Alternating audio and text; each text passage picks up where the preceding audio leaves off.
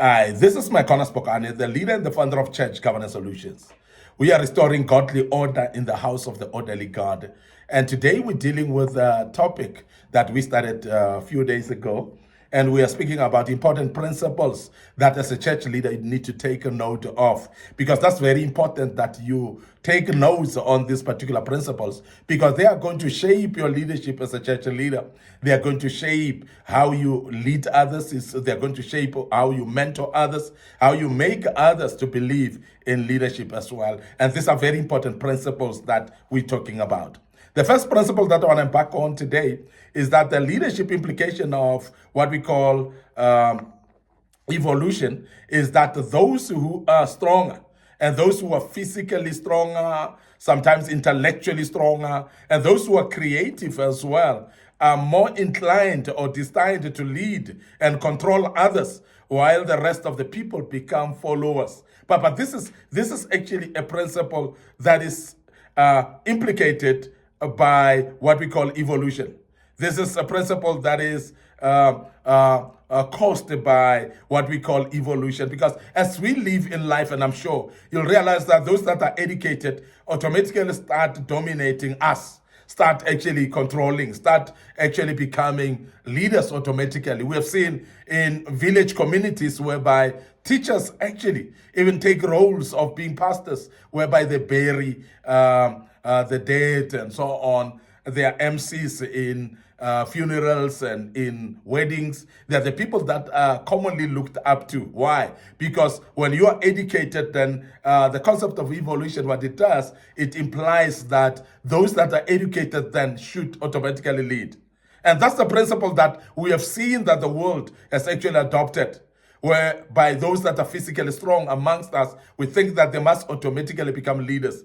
And we have seen that because of evolution like that, even in animal kingdom, those animals that are more stronger become leaders automatically amongst their peers. And that's exactly what has affected human beings as well, that those that are physically strong, they automatically become leaders. Have you realized also that when you are in a group, whether it's a team or maybe peers and so on, those that are creative amongst you automatically take the lead?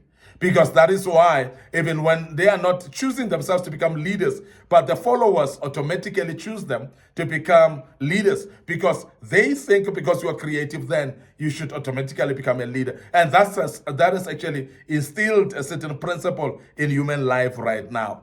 Now, I want also to speak about this second principle, which is very important today, that you need to really look at, is that the leadership implication of creation is that regardless of our stations, or regardless of our positions in life, or even current levels of skill, we will have leadership contributions to make in society according to our own inherent domains. And I must really say that this I want to emphasize, because it's exactly what I might have said earlier, that despite of the leadership that you're coming from, or despite of regardless actually of position of life or where you are in life, there must be a certain area where you find yourself confident in contributing, or where you find yourself confident in saying something and actually becoming a leader in that particular environment. And I'm sure you would have seen that even the people that you don't call leaders, they are able actually to have their own families and then become leaders in their own families. Now, if leadership is not born for or if you're not born a leader in a certain domain, why do we then have you as a family leader while we say you are not a leader? And sometimes we become very contextual in a way whereby we allocate people leadership in certain areas, but then we ignore the fact that in certain areas you could be a leader as well. So this is a very, very important principle to speak about, that don't rule yourself out completely, and don't actually start ruling other people completely out. Now, as a church leader, realize that there are those that may lead in a certain department, but may not be able to lead in other departments. And this is actually inclined also based on the type of skills and talents that they have.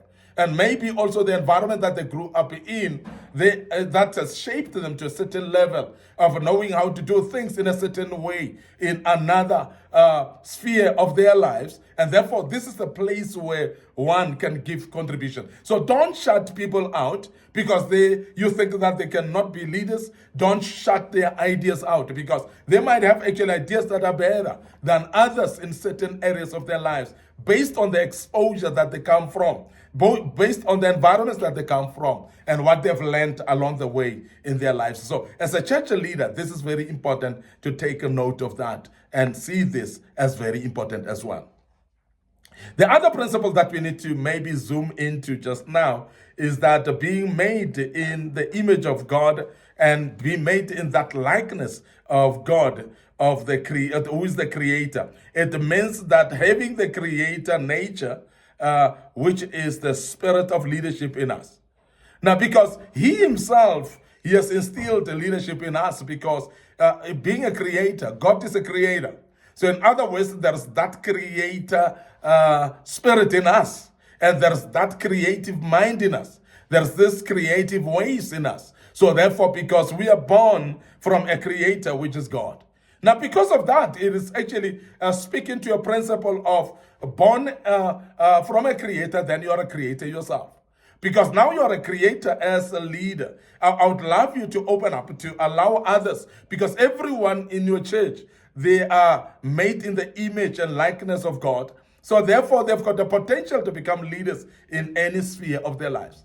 So when we understand this, we will not actually run down other people. We will not actually rule people out from leadership. We would actually always be expectant that anyone has got a potential or inclination to become a leader because they are in the likeness of the Creator, which is God.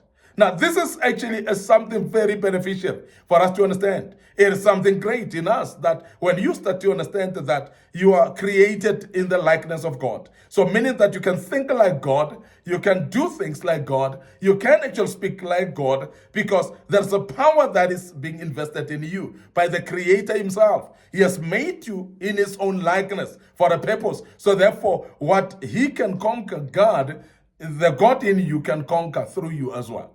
So this is very important. And I want this type of principle to be able to build some confidence in you.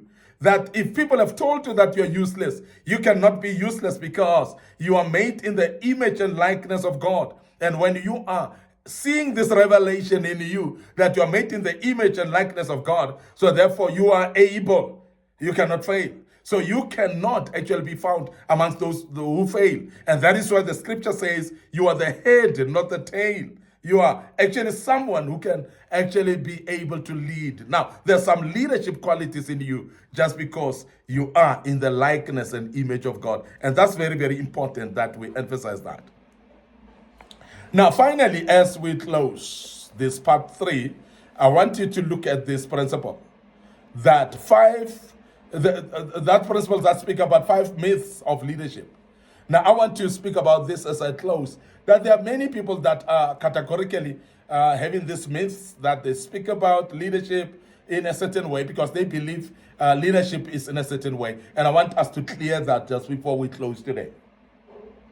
The first one is there are people that says leaders are born, not made.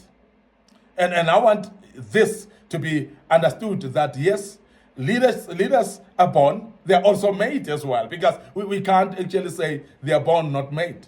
So this is a myth when you say leaders are born and not made, but because leadership, there's a way of making leaders as well. As much as you are born with an inherent potential to become a leader, but you need some people to ignite that leadership out of you. And that is what we call leaders are made as well. So that must be removed as a myth of saying leaders are not born, but they are made. And the other thing that I want us to clarify is that leaders is the result of a charismatic personality.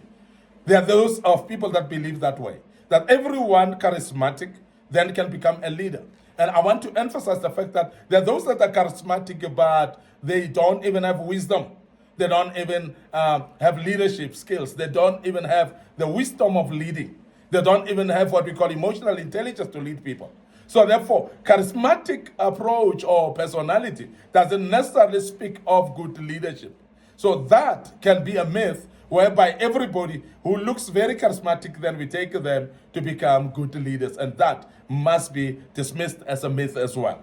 Now, the other thing is when people think that leadership is the product of forceful personality, because there are those personalities that are very forceful. There are those personalities that are very imposing, and that doesn't make a person a great leader by just being forceful, by just being impactful onto lives of people. And I want us to clear that as a myth as well.